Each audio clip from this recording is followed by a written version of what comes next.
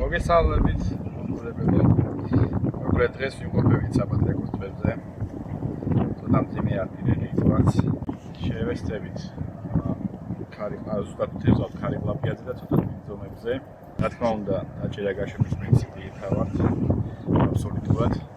და ნახოთ რა გამოგვაქვს. არ გითხოს ამინდი ხელს იმ შემთხვევაში, რომ ქარია და ამიტომ ზედაპირული სათვალიერებლით შევესწრებით თევზის მოტყუებას. მოგვიყურეთ და დანარჩენ შეგრძნებით პროცესის დროს. აბა ნახოთ ეგრეთ წოდებულ წლუწუნაზე სად შეიძლება დავიჭიროთ.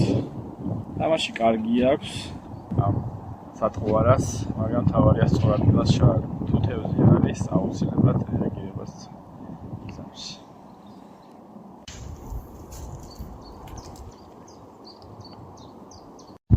აი ესეთი თამაში აქვს ამ სათხოვარას, საკმაოდ კარგი. შეგიძლიათ როგორც განავრჩელებელ აპლიკაციებში წამოიყვანოთ, შეგიძლიათ გააჩინოთ და თევზი რაღაცებით თამაშობთ. აურიანი და გამომწვევი სათხოვარი არის. მოკლედ ქარია მაგალითად ლოკაციას ვისვით. შეიძლება ზევიდან მოვიდეთ, სადაც ქარის საწინააღმდეგო თავიქნებით, თორე არ მაძლევს ქარის საშუალებას.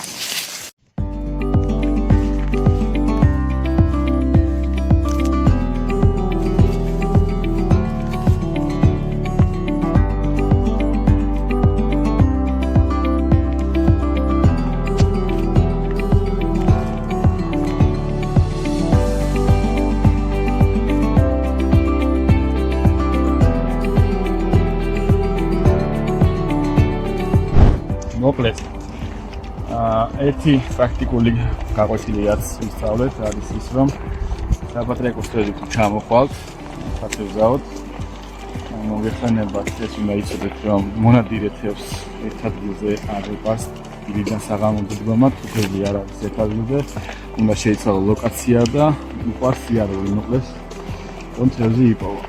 თუმცა დღეს ეგ არ მოხერხდა გარკვეული მიზეზების გამო, ქარის გამო, მდგომარეობის გამო და ასევე დიდი ანკესების გამო. აქ თუ ჩამოხვალთ, ერთი ჩემი პრაქტიკული შევა არის ის, რომ 1.80-ზე მაღალი ანკესი არ დაგჭირდებათ, ვინაიდან ვერ იხმართ. 2.10-იანი, 2.6-იანი, 2.7-იანი, 2.4-იანი ადრე არ არის. ერთადერთი თვა არის, სადაც შეიძლება მოისწავლოთ, მაგრამ ჯობია 1.80-იანი, 1.75-იანი, 1.60-იანი.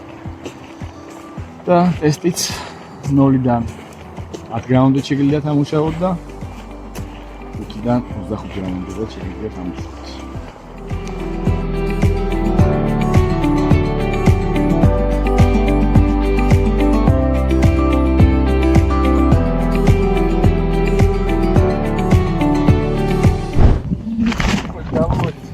ეს არის ერთადერთი თვა ყველაზე გაშლილი, სადაც ნებისმიერი ციხის სამი შეგიძლია იხმაროთ და მოდრამ კარგი ჩაგვარდა და კარგი ვისვით აკაც.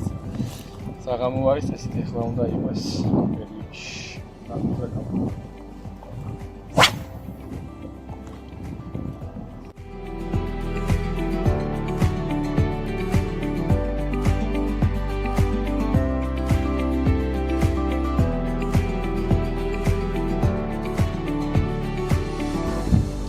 სამწუხაროდ ჩვენი თევზაობა დასასრულს.